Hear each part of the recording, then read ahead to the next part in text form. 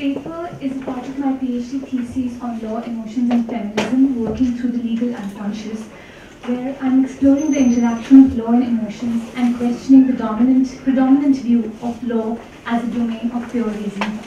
I'm attempting to argue for a complex theory of law amenable to feminist politics that takes the question of psyche seriously.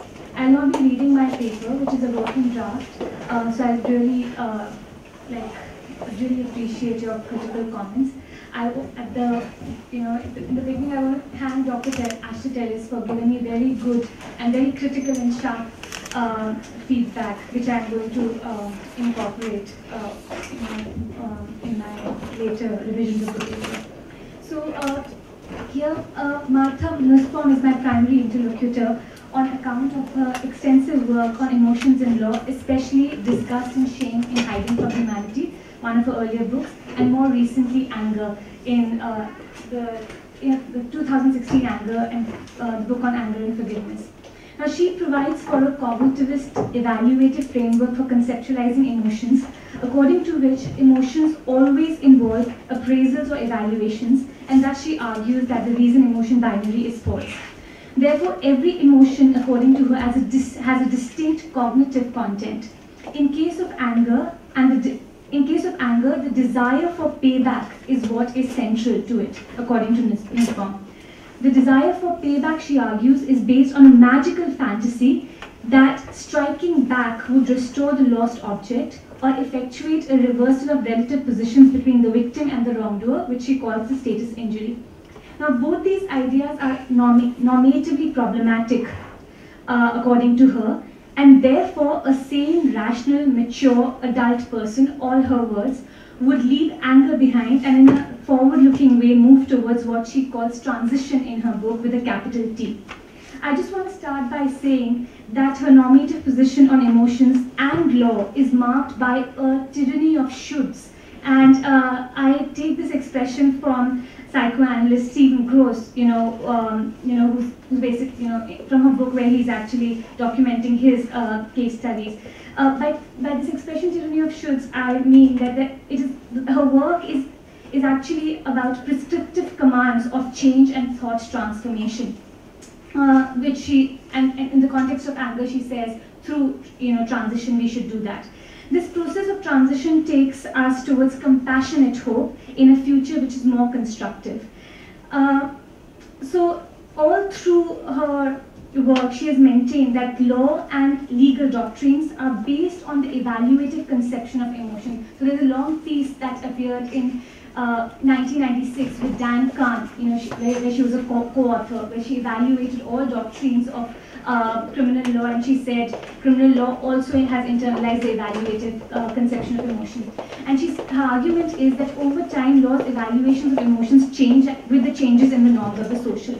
In this regard, specifically referring to the exception of provocation, she says that law has internalized her critique of anger. So the way provocation appears in the law is in consonance with her position of anger. So in other words, she says, see, law also does not tolerate anger after the cooling down period and only sees it as a partial excuse and not a complete defense. So even law normatively rejects anger. So I will not rehearse all the arguments made by Nussbaum here, but I'll move on to set out the limits of Nussbaum's liberal understandings of emotions, law, as well as the legal subject.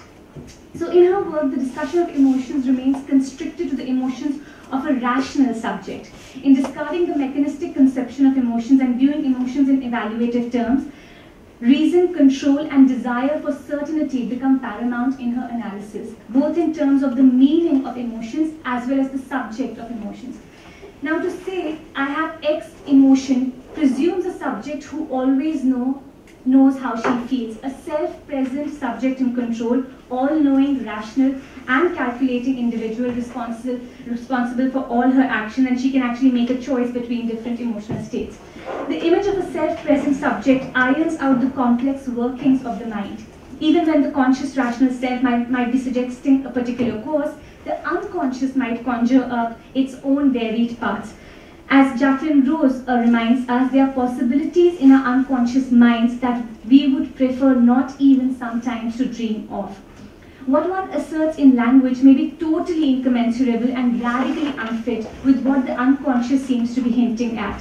Thus, by merely describing the content of anger as one based on magical thinking, again Nussbaum's word, the hope that reason can prevail over it and one can move from anger to non-anger may be wishful thinking. It evades the foundational psychoanalytic truth that one does not give up on magical thinking even if one knows it is illusionary. In fact, illusions are held on to more dearly because they are illusions.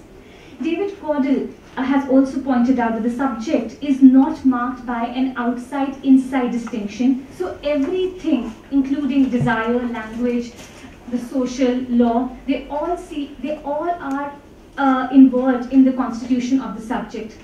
While the subject may appear unified, and the subject appears unified in legal theory, she's actually split.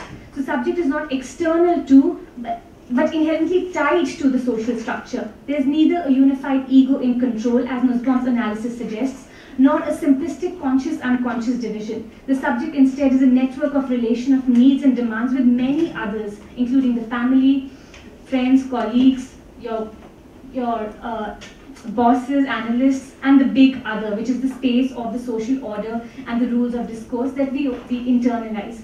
So ego does not master its environment, it is rather captured by the system of laws, and laws of family, laws of community, laws of the state. It is the outside within us that gives us identity and purpose through science and social practices.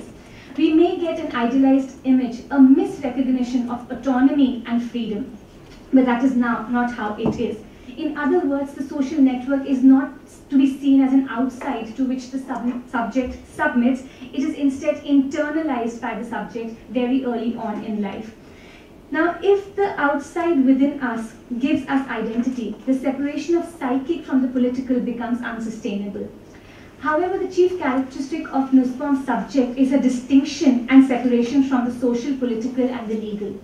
The subject, despite her internal strife and rage, can prevail over the legal and political institutions because she's outside and independent of the social and the legal. Consider her statement in her recent book where she says, and I quote, "Even if people don't work hard on or even perhaps embark on personal self-cultivation, however, it seems simply inexcusable to tolerate or even encourage political and legal institutions that embrace and valorize the stupidity, she says, of the retributive spirit.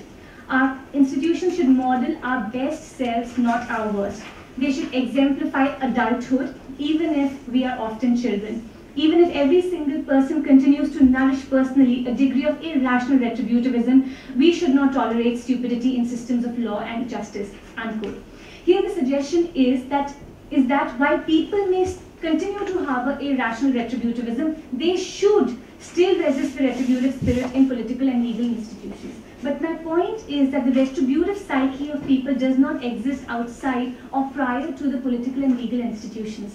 The psyche and political are not separate realms. Instead, how you see yourself psychically and then how you engage with the political, what you do politically, these two are absolutely inseparable.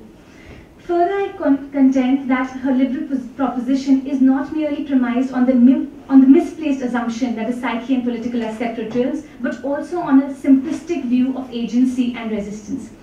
Agency is not just a state of being. It is a difficult state of becoming where the possibility of political freedom from retributive spirit is tied to psychic freedom from anger. In Nussbaum's normative account against anger, there's a call for political resistance without acknowledging the blockages in the psyche that resist any progressive change. Therefore, the objective of, she says, getting the readers to see clearly the irrationality and stupidity of anger and then getting them to adjure anger from political institutions is made out extremely easy, ironing out the resistance offered by our mind in this process. Political resistance requires seeing clearly, but this clarity of vision is often impeded by psychic resistance. Psychic resistance is internal to the self, often not progressive, and in fact, it inhibits change. Again, as Jacqueline Rose points out in her book, The Last Resistance, and I quote her, "If in political vocabularies, resistance is the passage to freedom, for psychoanalysis, it is repetition, blockage, blind obeisance to crushing internal constraint. Resistance in political terms is conscious. In political terms, it is conscious and it is focused for change, but psychoanalytically, resistance is inimical to change. And unless this dual meaning of resistance is accounted for, the normative argument will only be burdened with the tyrannical prescriptive commands. In other words, it is impossible to attain political goals and legal reforms if the mind is warring against itself. And in completely ignoring the resistance of the psyche in building normativity, what we have is a conception of a subject who is or ought to be in complete control of a consciousness, a rational subject of law, who is ready to take on the world with her reasonableness. Now, and this subject is already aware of what is the right thing and would choose to do the right thing. She would recognize and brush aside the magical thinking and act in the way she should. My argument basically is that agency and the possibility of ensuing resistance to aggressive passions need to be theorized based on a much more complex notion of the subject as internally divided, unstable, fractured, and with an unconscious. Only then we can think of rupturing the certainty that takes over the normative mode of thinking, writing, and practicing. Am I speaking too fast? No. Okay. Now, so I move to the next argument there, which I'm going to elaborate through a case study. So now in Nussbaum's work, despite years of critique by critical scholars as well as post-colonial legal theorists, the legitimacy and the authority of law rests in its normativity. But as I've tried to argue about, the legal is a space which is informed and constituted by the social. So the retributive sentiments form the basis for the legal infliction of pain, even though law would like to self-present itself as cool and clinical and calm. The case that I want to draw upon is a case of provocation. In fact, Professor Pandey mentioned it in the morning. It's V.D. Kunte versus Union of India. This involves V.D. Kunte, who was a soldier, a Jawan in the Indian Army, and he was convicted and sentenced for murder of his superior officer, Subedar Randhir Singh. Kunte preferred an appeal against his conviction before the Supreme Court, challenging the conviction for murder and seeking the exception of provocation. Now, defense of provocation under the Indian Penal Code has this twin requirement. You know, it must be grave, it must be sudden, and by sudden, it means that there must be no cooling down period. And this provocation must have caused the loss of power of self-control. It may be noted that the law of provocation in India includes, from the very beginning, has included the concept of cumulative provocation, where even after the cooling down period, the exception can be claimed if the subsequent conduct of the deceased ignites the initial provocation. Now, I just want to start briefly by reading out Kunte's own account of the incidents that led to the killing. So he says, on 28 June 2006, I was resting in my bunk after lunch when the deceased Subedar Randhir Singh came to my cot in an inebriated state, slapped me mildly twice and asked me to follow him. Thinking that I was being called for some kind of duty, I followed the Subedar to the storeroom, where he bolted the door from inside and asked me to remove my pants, suggesting thereby that he intended to sodomize me. When I declined, the Subedar punched me and kicked me repeatedly and asked me to put my hand and hold the side beams of the top berth of the bunk in the storeroom. While this was going on, two other personnel knocked at the door of the room, but the Subedar opened the storeroom and asked them to go away and continued my torture for half an hour. I somehow managed to free myself and return back, shaken and crying inconsolably. I shared my grief and sorrow about the whole episode with my colleagues and immediate superior officers, but no formal complaint was lodged by the superior officers against the Subedar. The officers pacified and advised me to remain calm and keep my cool. My colleagues later on planned to gather near the water heating point to beat up the Subedar. And he just goes on to say that this plan could not be executed, and later in the night when he was on night duty, the Subedar approached him and, and at that point in time, he shot him.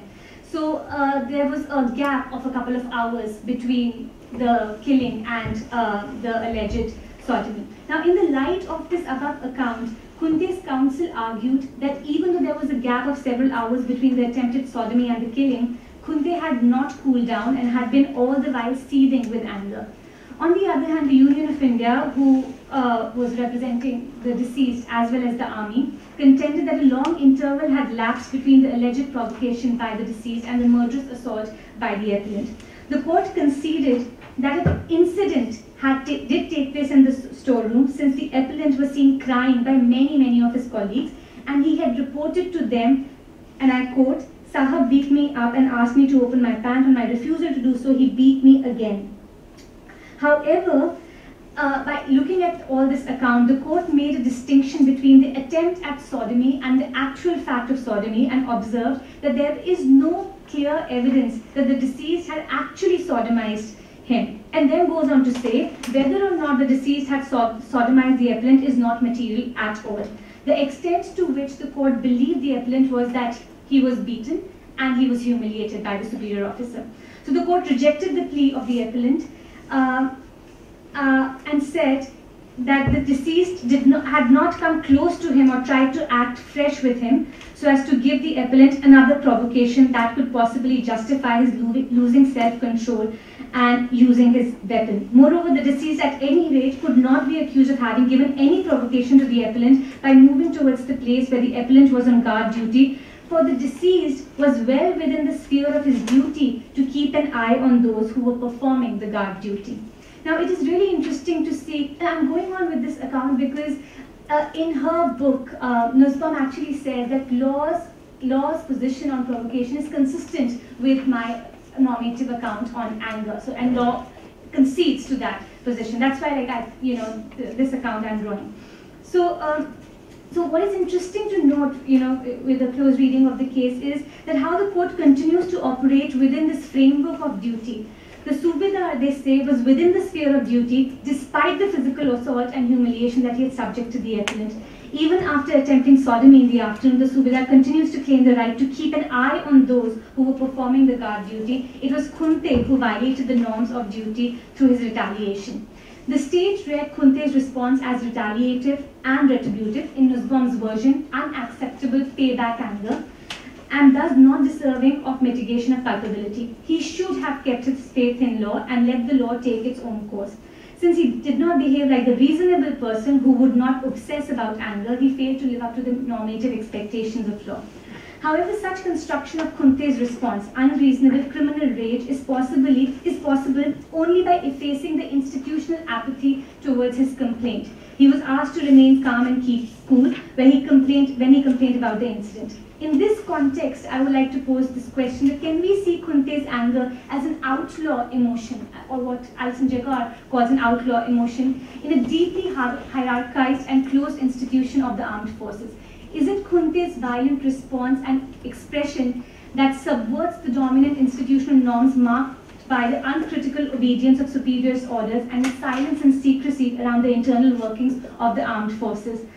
Outlaw emotions, according to Alison Jaggar, provide the first indications that something is wrong with the way alleged facts have been constructed with accepted understandings of how things are. Only when we reflect on our initial puzzling anger or fear may we bring to consciousness our gut level awareness that we are in a state of coercion, cruelty, injustice, or even danger. So Kunte's anger, in this sense, I'm reading as a rejection of the culture of silence that expected him to remain calm. In his defense, Kunte's lawyer had argued that the incident of this nature, that is sodomy, takes place in the army very usually, but it is underplayed by the authorities by either denying the same totally or presenting a different picture which is neither true nor realistic. Not surprisingly, no part of the reasoned order of the court makes any reference to this assertion. In the way the court proceeds in its legal reasoning, there is not only a denial of the truth of Kunte's testimony, but a complete suppression of such violence internal to the logic of the armed forces across the world. Euphemistic descriptions of the violation as misdemeanor and humiliation, these are words that I use, have been used as linguistic strategies to maintain the known quality of the obscene side of the armed forces. The myth of honor has to stay intact, and that is why there's such a refusal to see the unconscious, even when it spills out.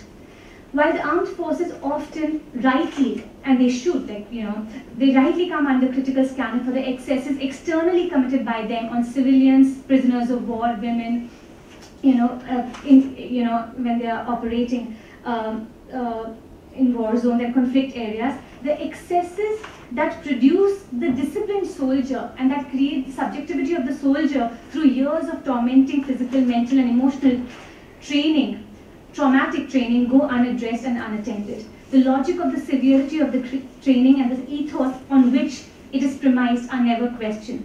Making of a soldier is a psychological exercise of ridding them of the wrong emotions and breeding the right ones.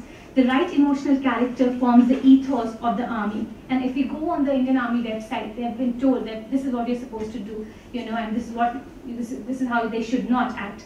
So humiliation in the training process is actually a way through which camaraderie is built in armed forces. The psychic abuse inherent in the training regimes aims to induce a psychological regression that infantilizes the subject and causes a loss of autonomy to remake their character through suggestions to which they will be more receptive now, through which they will start obeying the superior orders. It is through this kind of infantilizing that the army constructs that masculinity which is ready to kill. The impunity of the violence of the armed forces is not difficult to explain in this context because the violations are committed not by the enemy other, whom it is fairly easy to despise, but by the institution that constructs its self-image through collective national pride. Truth is buried through denial, and even when violence is acknowledged, it is often seen as an exception or an aberration, so that the founding faith and allegiance to the Constitution and the values it stands for remain intact. The erasure of sexual violence marked by the Supreme Court in this case is symptomatic of the fact that the judiciary works with the state to keep the official secret of the violence that lies in the foundation of nations and nationalisms. The complicity of the judiciary, the ultimate guarantor and protector of human rights, with the official state is in the service of rule of law that binds all state institutions, especially the state forces that claim to protect us from the enemy. It is important to reiterate that while the exception of provocation may not take into account all the cases of real momentary anger, and I've done 2 more cases in my paper of domestic violence victims, of cases of spousal killing, where not consistently wives have been given this defense.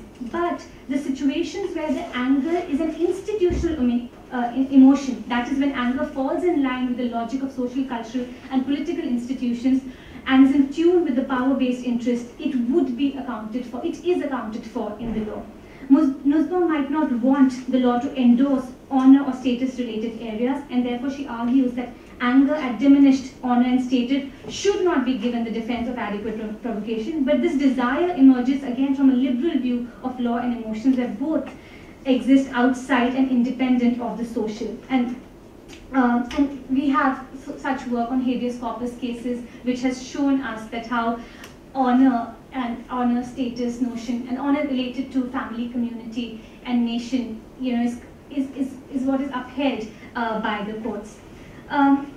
So Kunte's case shows that emotions acquire specific meanings and legitimacy within larger institutional settings. Emotions' validity and desirability are tied to the institutions within which they circulate. So they're not independent, they're not outside these institutions.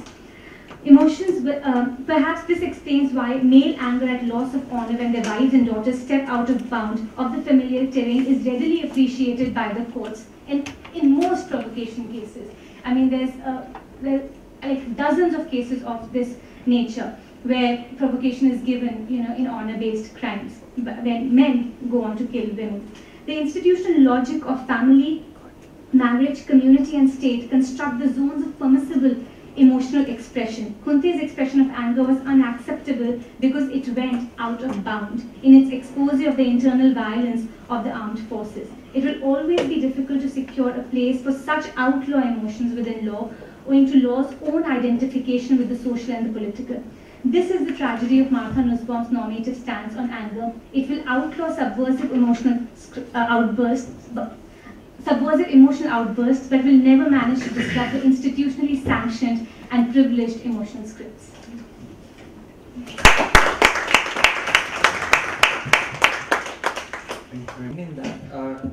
This is a working paper and still work in progress, and I would really like to seek criticism, comments on this paper from you. Ashley has already given some very devastating critique of my paper to me, and I'm thankful for that, and I'm trying to incorporate that to read my paper. I will read my paper because so that I can keep to time and I can be specific. The paper is already circulated, and you can have it, and you can read it for all the sources.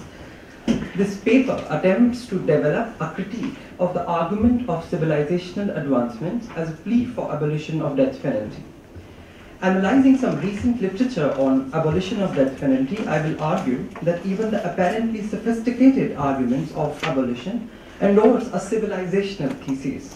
Such an argument is premised on compelling of the non-Western nation state to climb up the evolutionary ladder and catch up with the progressive and civilized notions. I will argue that the civilizational thesis inadvertently reinstates the colonial ideology of evolutionary progressivism. I then discuss how it is the idea of the civilization itself, following Freud, which invents depressions that constitutes the psyche of the modern citizen subject. Finally, I take up the notion of psyche via Nietzsche to rupture the seamlessness of the subject of law. I use psychoanalysis to argue via Derrida that a meaningful opposition to death penalty has to institute a breaking of coherence of the legal subject and an acceptance of the unconscious that Nietzsche presages in his genealogy of morals. Only that can be a truly principled opposition, and we were talking about principled oppositions to death penalty. It is in this original spirit of Nietzsche that we imagine nihilism, nihilism not as something negative, but something like a critique, which is, as the old German sense, something which is to be productive. A critique which would give birth to or a search for a principled opposition of death penalty. A critique of the affects and effects associated with death penalty and punishment as such requires to dare to live in uncertainty and negate the codes of violence that form the fabric of the self. It is the analysis of the self or the psyche that can provide the beginnings to understand the malaise of the society. After all, as Peter Goodrich has reminded us, the social as a subject performs the mimesis of characteristics that are found in the individual subject. Collective identity is deemed to be just as phantasmatic, as driven by pleasure and pain, desire and fear, as a self-image of persona and persona of the individual. As the Western legal tradition has long recognized, a nation is a system of simulations and it acts as if it were a subject. A search for the opposition of death penalty, which is principled, cannot be unmindful of the fact that abolition cannot be just erasure from the statute book of the penalty of death. It can't be just the erasure of death penalty as a punishment. The fundamental insight of psychoanalysis is that no simplistic erasures are possible. The end of death penalty must also mean the prognosis and containment of the eruptions of drives and fears based on violent impulses or desires in individuals to cause death as murder, or in the social for death dealings such as war. This paper assumes critique as an ethical commitment which is beyond everyday calculations or transactional interests. The impetus for this paper comes from the work of Jacques Derrida, his seminars on death penalty, where he points to the notion of interest as opposed to opposition. So interested as opposed to a principled opposition. Interest as related to some kind of a calculation or search for profit. This may be either monetary, psychological, search for a greater well-being or a greater good, increase of enjoyment. In what follows, I'll begin to try to unpack the idea of the civilizational thesis. An opposition to death penalty invariably involves exposing the savagery and barbarism associated with the notion of death penalty. Those espousing for the cause of abolition have often taken recourse to this argument that death penalty is savage and barbaric. It is argued that the institutionally sanctioned way of putting an end to life is a remnant of a savage and bygone era. Xavier Yanez, for instance, arguing against death penalty in the US context, remarks, death penalty, I quote, should be abolished because it is a barbaric form of punishment which should not be allowed in the United States, which is supposedly one of the most civilized nations of the world. One cannot miss the emphasis on the most civilized as a characteristic marker for the United States. Death penalty must be abolished, so the argument runs, because the most civilized nation should not hold on to the form of penalty which forms the habitus of the barbaric and uncivilized parts of the world. The foundational assumption is that criminal law of civilized nation states does or should not have barbaric features. H.S. God, who is an authoritative writer on criminal law in India, in a similar vein denounces death penalty, saying that no civilized country today imposes such heavy sentences as the penal code does. Heavy sentences have long gone out of fashion in England, and the order of sanctity and perfection attaching to the penal code should not deter indigenous legislature to thoroughly revise the sentences and bring them in conformity with the modern civilized standards. Despite the well-meaning intent, the unspoken motivations to catch up with the civilized world undermine the logic of abolition and reinforce the colonial Eurocentric ideology of your evolutionary progressivism. Michelle Miao, in her analysis of the Chinese legal framework in the context of Chinese death penalty, maps the transformation from cruel displays of taking lives in China to a relatively civilized approach. Her diction provides sanction for the necessarily coercive measures that may be taken in order to catch up with the civilized standards with respect to death penalty. She argues that South Asian states need to be informed, and I quote her, about the position of the other countries on capital punishment policies, and by forcing them to accept their status as rogue states in the international community, unquote. She further contends that exposing China's practices in the field of capital punishment to the global media discourse has forced China to rethink about its capital punishment policies and has made China to reconsider whether it should insist on its excessive capital punishment policies and whether such policies comport with China's self-perceived identity as a civilized nation and responsible member of the global community.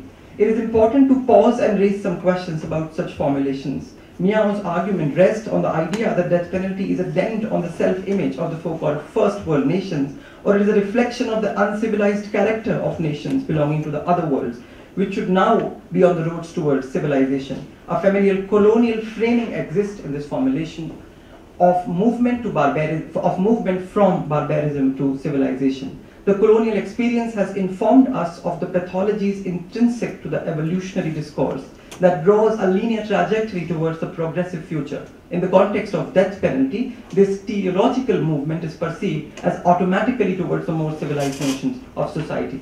What are the implications of this civilizational argument for non-European, not yet civilized nations? How, for instance, should one understand global media discourse that Miao talks about that has forced the Oriental other to reformulate their policies on capital punishment or accept their status as rogue state, which is an interesting expression we all know.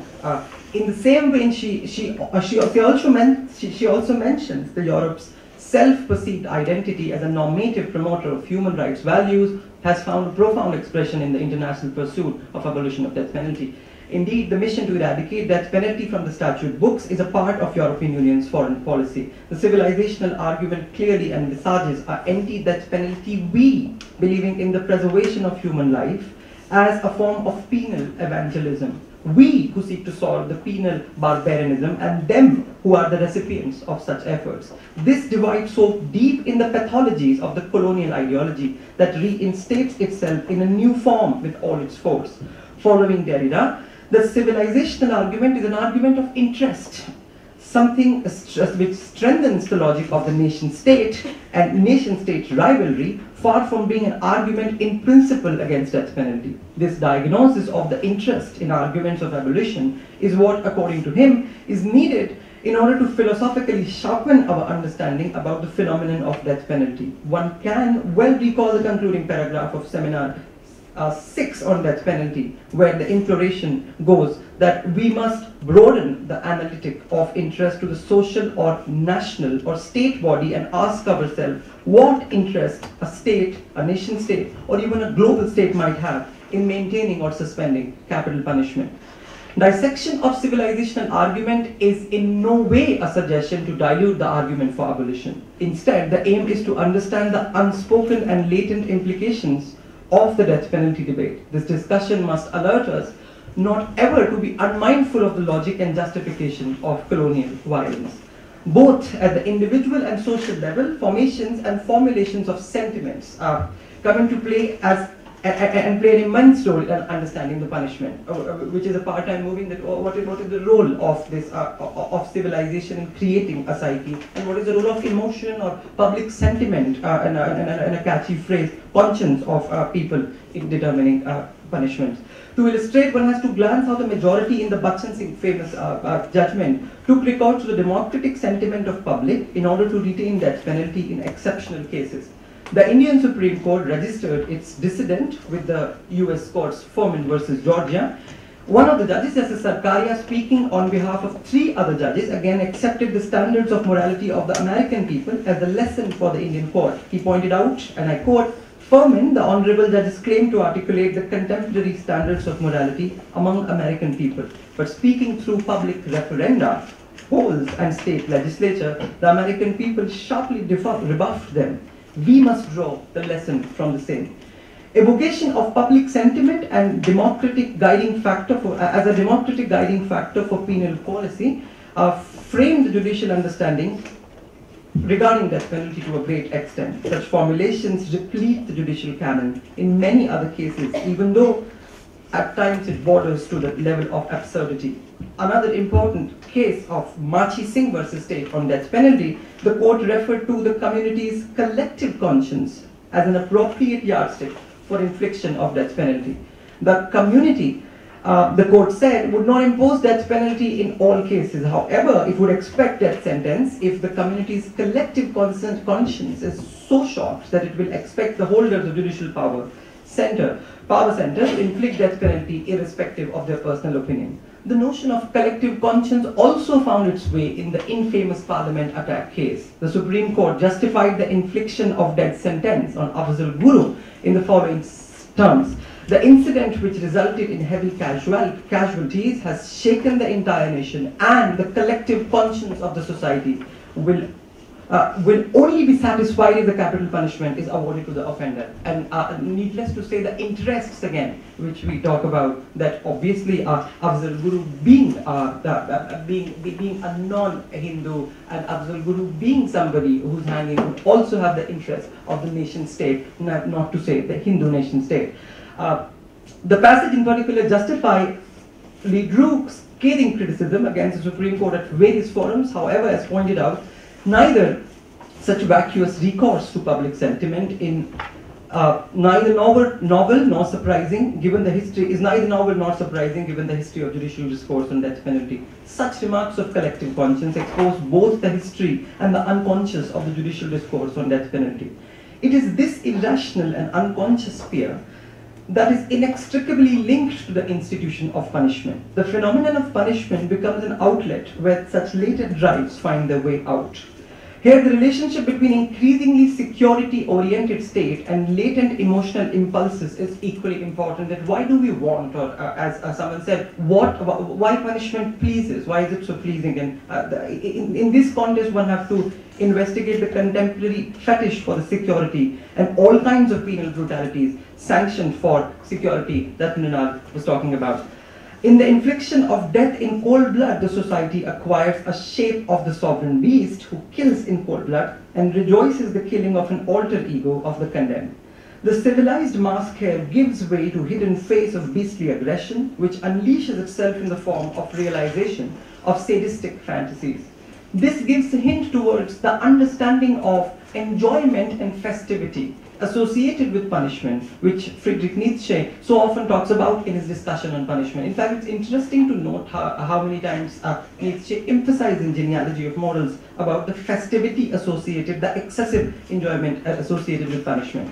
The horror then lies in the fact, as Freud reminded us, that civilization annihilates its own creation.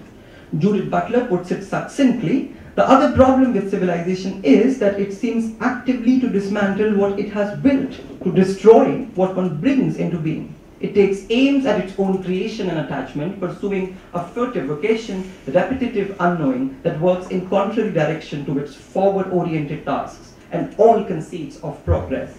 She goes on to read Freud in an overall context of death penalty and remarks, quoting her, Freud ends his Civilization and its discontents, remarking that civilization runs the risk of being undone by its own aggression.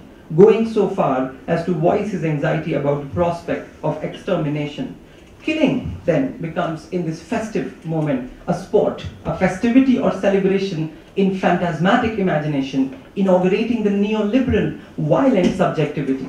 The uniqueness of such imaginary violence is that the perverse core of the repressed violence that remain intact despite the outward appearance of humanized, civilized and sanitized forms of punishment. So the argument being that this civilized sensibility on the outside has this deep underbelly and core of violent outbursts which becomes a moment to celebrate and festively do. Gopal Gandhi, in his recent book on death penalty, comments on 3 recent executions in India, and he aptly illustrates the point. He says, and I quote him, that the executions could not be watched by public, but they were also closely followed in media as India-Pakistan cricket match would be. The pathology and complexity of analogic connection between human execution and cricket is at once opposite and troubling. This is the troubled core of the social unconscious, which can further find support in the discursive populistic governmental demands of preventive coercive measures in times of terror. One has to carefully analyze the entangled knot of unconscious desires and drives in their relationship with discursive fears of security to begin to understand the gap between public sentiment and criminal justice. What, after all, is the history of genealogy of this festive dimension of punishment? The legal subject imagines that the pleasure obtained by such infliction of suffering on the other provides a form of a recompense. So this violent of infliction is a kind of a compensation. Here I think Nietzsche presages the later distinction that psychoanalysis draws between pleasure and enjoyment. The pleasure attained by injured party is a strange pleasure. Injured party when it inflicts pain on the criminal, on the guilty. One may suspect that the pleasure as a right to inflict suffering is an excessive or surplus pleasure. It has to be excessive, Nietzsche's word, as actual recompense is an impossibility. You cannot have a compensation. So the pleasure derived is more than necessary and ironically through counter pain inflicted on the offender. It is strange enough. An equivalence is provided by the creditors receiving in place of literal compensation for the injury.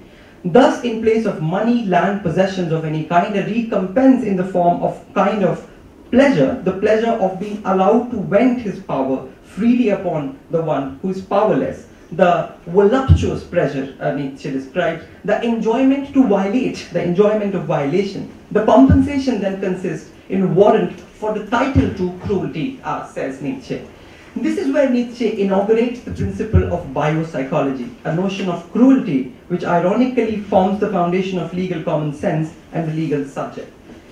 It is in this context that Nietzsche accuses Kantian categorical imperative of jus talionis, the principle of equivalence, that proportionality of crime and punishment, as rooted in calculations and more importantly cruelty. Because how do you have jus talionis and proportionality when there is an impossibility at the heart of crime and punishment? The categorical imperative, argues Nietzsche, is on the same page. Smells of cruelty, and he says smells of cruelty. Nietzsche goes on to emphasize the birth of this peculiar phenomenon of institutionalized cruelty, though Nietzsche does not speak of it, finds it crescendo when it is epitomized in the peculiar institution of death penalty. To ask it again, and I'll leave that and I'll move on to my final point, Nietzsche, in sketching the genealogy of punishment, also points to the ironical reality of criminal law. When the criminal law punishes by infliction of pain on the guilty, it gives legitimacy to the impossible possibility of satisfaction by making the other suffer.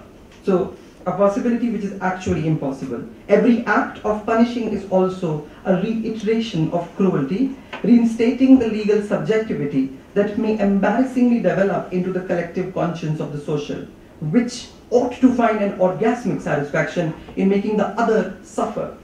As if this satisfaction of criminal law resonates with the idea of enjoyment as superego injunction in psychoanalysis, it is a burden to enjoy, but a burden that one has to love or learn to love, to believe in cruelty as recompense. This is important, as this complexity forms the very core of criminal law. Therefore, any effort to wish away the desire for cruelty, the shoulds that Latika talk about, or drives of aggression as a rational choice are doomed to fail. One has to acknowledge that functional dimension of the law plays a part in construction of the aggressive forms of cruelty, which is proclaimed to eradicate through the same act which reinforces such drives. This ironical structure of law requires a psychoanalysis of the latent self which is hidden.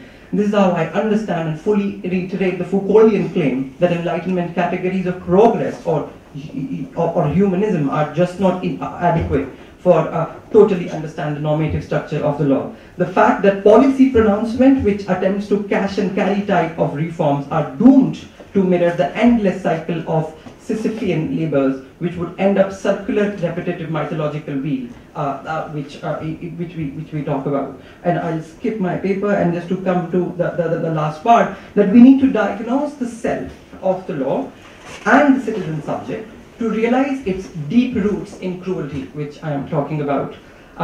Reinforced by the everydayness of the legal decision making. This is the everydayness of the law, this is the everydayness of the common sense that we are supposed to believe, we are supposed to imbibe, we are supposed to, it should be embedded in the psyche. This has to be put in analysis so as to begin the task of reformulation of a social without reproducing the circles of violence.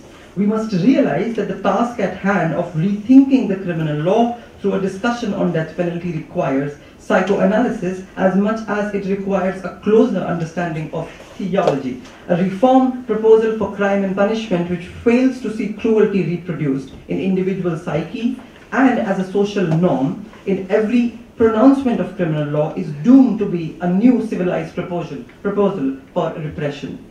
And as we are told in the Lacanian reformulation of the Freudian notion of repression, whatever is refused in the symbolic order, in the sense of foreclosure, reappears in the real. Thank you.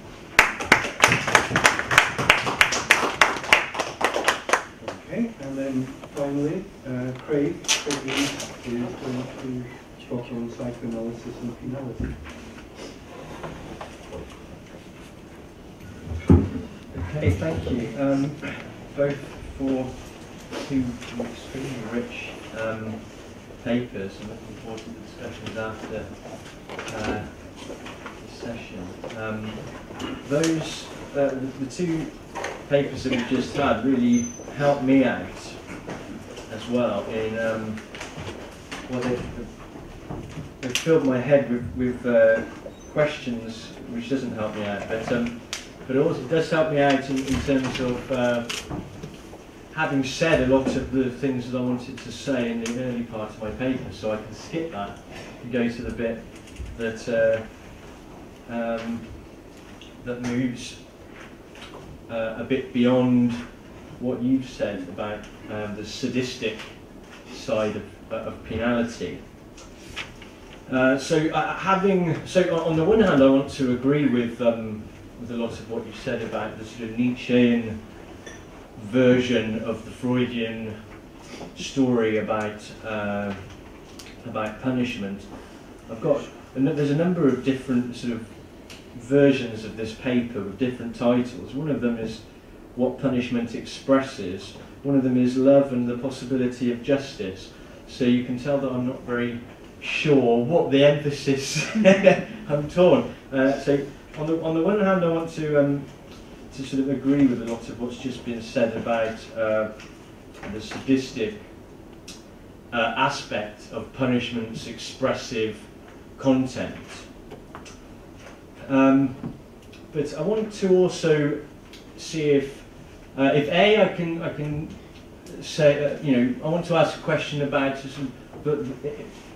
the expressive content of the particular concrete forms of hard treatment. When we read a lot of this literature about punishment is, there's some really good stuff, but I want to sort of raise a question about the historically changing forms of hard treatment, and what I suppose I'm going to be talking about defences or unconscious processes that might be played out in those. And I also want to try to see if there's something a bit more optimistic than the sadistic Nietzschean Freudian story going on in the history of penality as well, as a potential at least.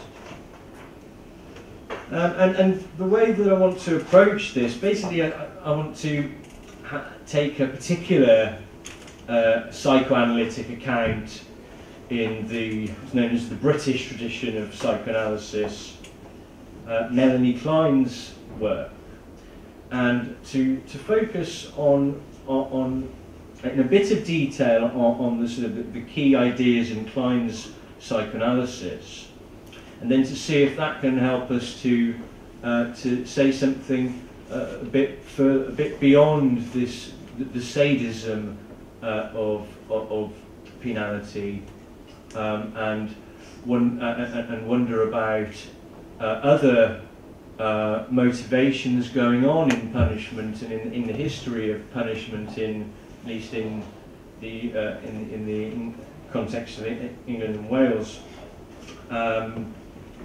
that are more connected to a different kind of anxiety and a different kind of pleasure than the Nietzschean sadism and the Freudian fear of the punitive superego.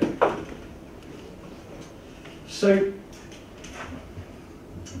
let's start with Klein's work, and for those who I don't know, some people probably will be familiar with Klein's ideas.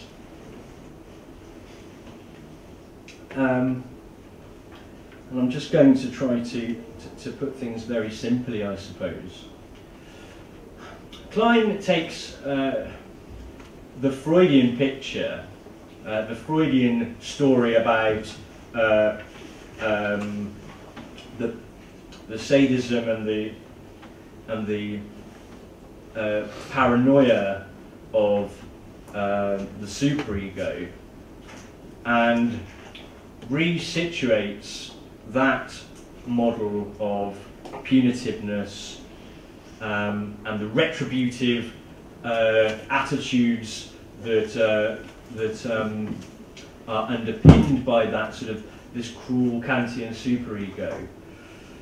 Klein accepts that that's certainly going on in the development of the individual, but she makes two moves. Firstly, she says that actually that's going on a lot earlier than the Freudian story suggests, and she says that that's not the only thing going on in what we call the superego.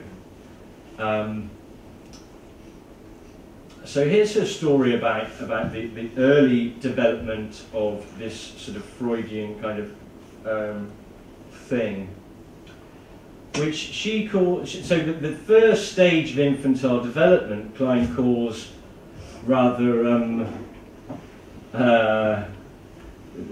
you know, she's got away with names. The first period of the darling infant, Her Majesty the Baby's development, Klein calls the paranoid schizoid position. And at this first stage, she thinks that the infant is introjecting terrifying, persecuting figures that populate the world for them, which are there because of the projection of the infant's own rage, which is basically a source of massive anxiety. And at such an early stage where the ego is basically, she thinks there is an ego, but it's got nothing, no resources available to it. Projection is basically the only recourse for coping with this anxiety. And projection in this sense is the sense of simple projection. There's a number of different sorts of projection, I think, in psychoanalytic thinking and in reality. But the simple sort of projection is the one where you might find that you think that you've got it in your head that there's somebody, that this person, they really don't like you, and then you might find out that actually they've got nothing particularly against you, and that it was really that you didn't like them for some reason, and it was easier to deal with it that way. But that's not a conscious move, of course. It's an unconscious automatic fantasy operation. It's an operation of fantasy, and very primitive. And so the infant is projecting in this sort of way all this hostility, which Klein thinks is just kind of fundamental. She calls it the death drive, following Freud. I don't think that we need to buy into that bit really, but the infant is now introjecting hostile figures, the product of her own projection, and filling up themselves with hostile persecuting figures. In the fantasies of introjecting, the fantasy of introjection is that the infant fantasizes something coming inside them and then existing within them. And these introjections build up what Klein calls an internal world of a world of internal objects, which are fantasized to be inside the infant, inside the self, let's say. These fantasies, the introjected fantasies, are primarily attacking fantasies. And this is one thing that I think starts to qualify the Nietzschean. There's something about this Nietzschean story that's really. Do we need to postulate the festival of the sort of Sardian pleasure at causing suffering to explain how these how hostility plays such an important role in the early development of the infant? For Klein, no. We can explain this stuff, and sadism may well be a part of it, pleasure of cruelty may well be a part of it, but there's also a big part of it is defensive for Klein. That confronted with these terrible persecuting figures that are now outside, the persecutory, the anxiety, the rage has been projected. The infant's recourse to these persecutors that confront it then are to try and destroy and annihilate or break and damage these persecutors. Now of course, you know, what we're talking about is who are the external persecutors? It's the bad breast, as Klein calls it. Okay, it's the frustrating, the parts of the mother's body. It's the breast that frustrates, and this frustrating now through projection, evil, horrible, persecuting object is something that. What can the infant do? Well, it can bite and rip and tear and try to destroy the thing. And in these nasty, they certainly are sadistic in the sense of, you know, wanting to cause harm. These fantasies then have this introjective quality, that the infant is fantasizing, taking in these bad things inside them. So the internal world of the infant at this early stage basically is full of these horrible, broken up, fragmented, evil, poisonous, persecuting figures that have been imagined to be coming inside. There's also the good object, the good breast, and this is the thing that is, you know, the sort of source of hope for the infant at this early stage. But it's so fragile, partly because at this stage the good breast is a very idealised. The good figure is a very idealised, a totally purified figure. So we have an internal world which at this stage is made up of, the main characteristic, the formal characteristic of it, is what Klein calls splitting. It's made up of extremely one-sided figures. Either there's extremely good ideal figure, which at the same time is very strict and demanding, hard to please, if you like, hard to placate. And these completely bad, horrible persecutors with no value or no goodness in them, they're purely bad. And this one-sidedness to the fantasy world of internal objects that the infant is building up helps to, so it develops in interplay with the external objects, and through the continuing, the spiralling, Klein calls it, this vicious spiralling of introjecting and then projecting out. Now you're filled up with all these bad persecutors, oh, I want to get rid of them. So then we have the projective fantasies. This is a slightly more complex projective fantasy now of getting those bad figures out and often into something else in the world. And then, unfortunately, once they're out, then they're there to be reintrojected.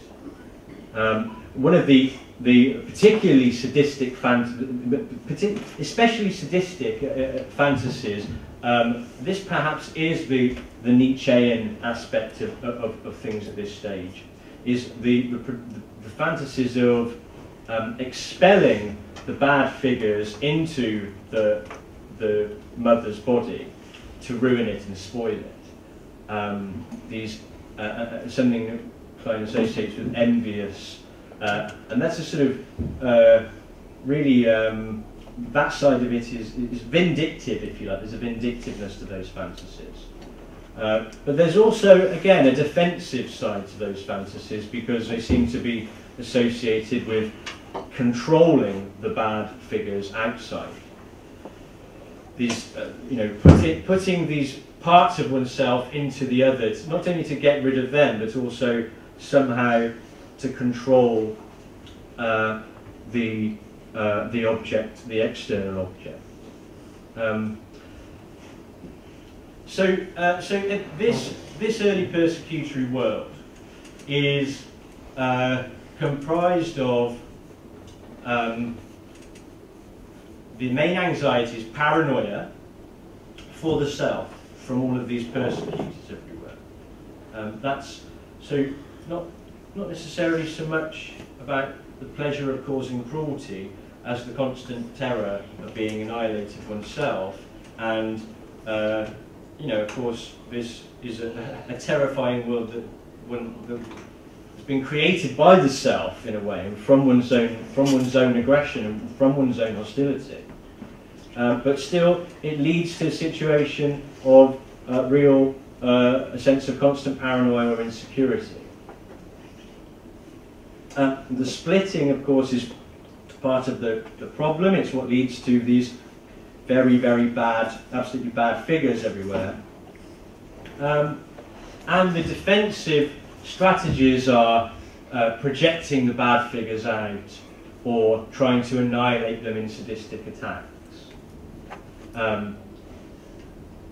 Okay, so that's, and we'll get to the point of how any of this relates to punishments in a minute, but at a certain point, if all goes well, which it doesn't necessarily, then a new realization becomes possible for the infant, which is that these very bad figures and the very good figures are actually part of the same object, the same whole object. The bad breast and the good breast are, there's just one whole person there that is sometimes frustrating and sometimes loved and satisfying. This is, if you like, a metaphysical advance. The acquisition of the category of substance at this stage, if you want to put it in philosophical terms. The acquisition of this new category and of this realization, this is what Klein calls this moment the depressive realization. The depressive moment. Why is it called that? Well, because the initial reaction to this recognition that the bad bits and the good bits are actually part of one whole complex, ambiguous, perhaps messy, but ultimately loved object, are the setting in of a deep remorse, which Klein calls depressive guilt. It's a completely new anxiety situation for the infant. Prior to this stage, anxiety is about the self, basically. It's paranoid. It's that I'm going to be attacked and destroyed by these persecutors. And to the extent that it is for also the good object, it's still, it's not that the anxiety for the good object is really that these persecutors are going to get it, and how do I keep it safe? But the new depressive realization is one in which the infant recognizes that they have been launching all these horrible attacks on the loved object, on the mother. And the dawning sense now that they've, that they're caught up in a kind of spiral or a cycle, a delusional cycle of paranoia and hostility and sadism. Now, the persecutors that the infant has introjected, and the world that seemed to be a world full of inner persecutors, starts to look a little bit different.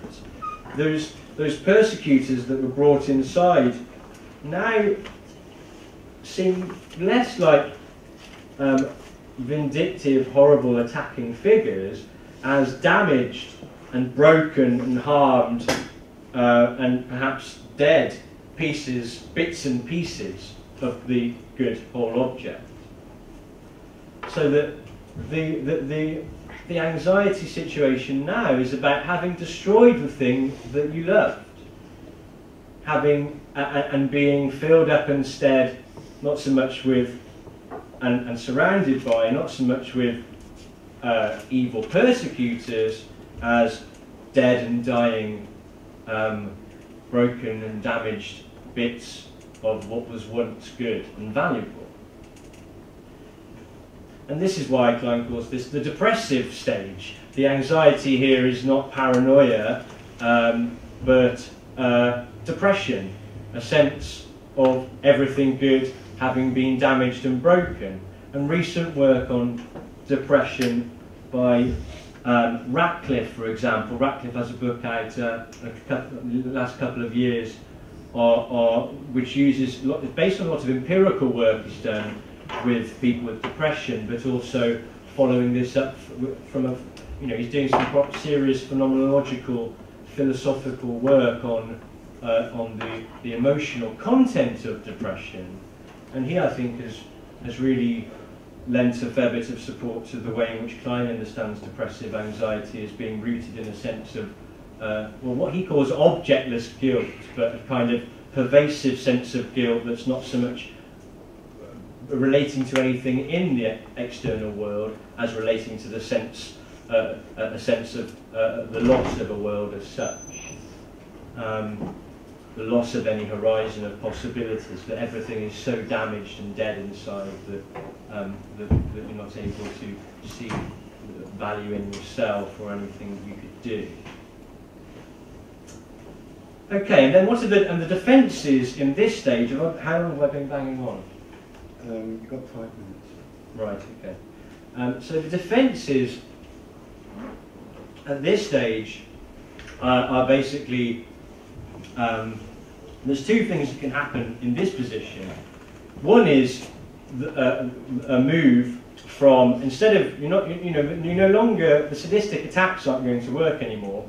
Destroying the object is no longer an aim, because the anxiety is completely different now. So what can one do? Instead of retaliating, destroying, well, in the good case, what one can do is, if there's hope for the infant, then fantasies of repairing and restoring the damaged and broken objects come to the fore.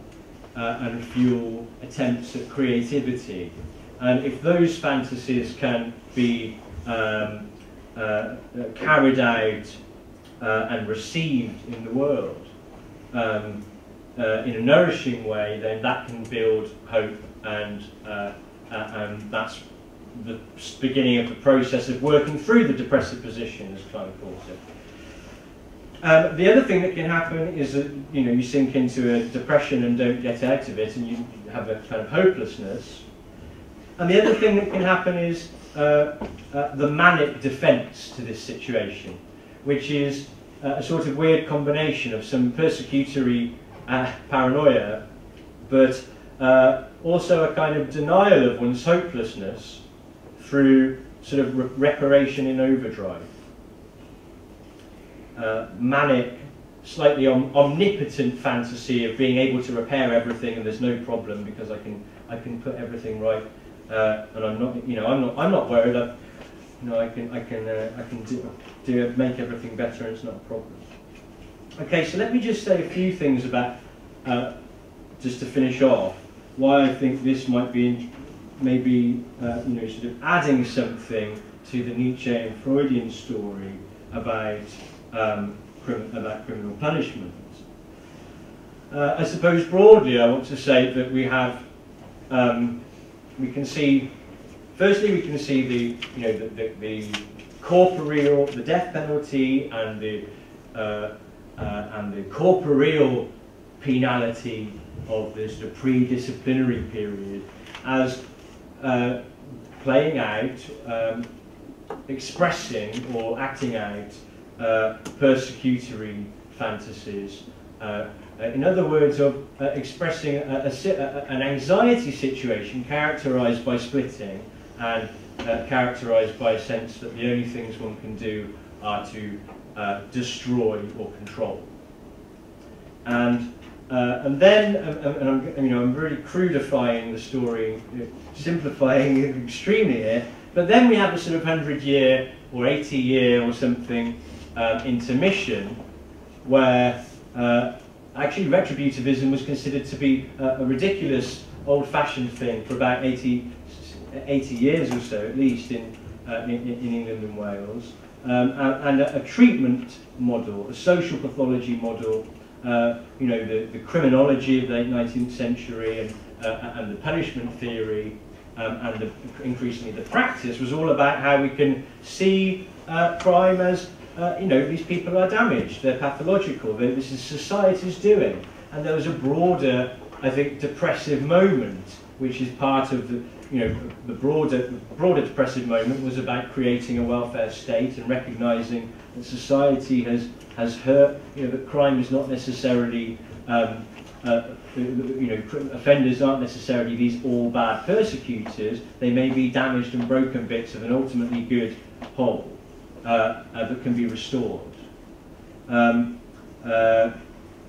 then I think, two things happen. The inability of the liberal capitalist community to actually repair and restore the damage, given the constraints of a liberal capitalist community, lead to first a sort of manic moment where the treatment model goes into overdrive, if you like, and leads to this sort of hyper reparative, but also very controlling. There's a controlling side to this manic reparation thing. And all the alleged excesses of the treatment model in the post-war period that led the retributivists to say that the only way we can actually respect people is if we punish them retributively, not if we try to help them. And I think, well, maybe there's a difference between reparation and trying to help people and seeing, the criminal process as treatment or therapy as part of a genuine reparative criminal process, between that and the manic, controlling, hyper-reparative sort of thing that happened there. And then the other thing that can happen is the depressive loss of all hope. When the manic reparation fails, then depression sets in and you get the nothing works period. where it seems like there's nothing we can do about crime. Nothing seems to work. This treatment hasn't reduced offending. You still get recidivism, and that really, I think, that sort of depressive moment lays the ground for what in Kleinian terms we could call a regress to the splitting of a persecutory way of understanding things, where rather than face the guilt, the civic guilt of a criminogenic community that creates offenders, that damages people, but is not able to do anything about its own harmful activity through the social injustice and oppression that's endemic to it, the thing to do then is to regress to a splitting attitude where we then see offenders more and more as evil wrongdoers who are maybe rational actors or maybe just have bad characters, but in any case it's less about the social factors and it's more about blaming individuals. And on the other hand, the growth of what we've, over the last sort of 40 years in the English context, the growth of the ontological insecurity. Somebody mentioned Peter Ramsey's book. Enrique's written about this. The spread of, we were talking in the previous session. We were talking about the preventive, increasingly preventive and preemptive nature of contemporary crime control. I think we see there in other words, I suppose the simplistic narrative I'm telling is a regression to the paranoid and splitting fantasies, which are more primitive, archaic, and ultimately psychotic forms of mental functioning. But that's not the only thing we see in the history of penality. I think there was a period of repeated and failed attempts to work through a depressive moment of sort of remorse and reparation, and that maybe at some point there would be a possibility to take that sort of challenge seriously again.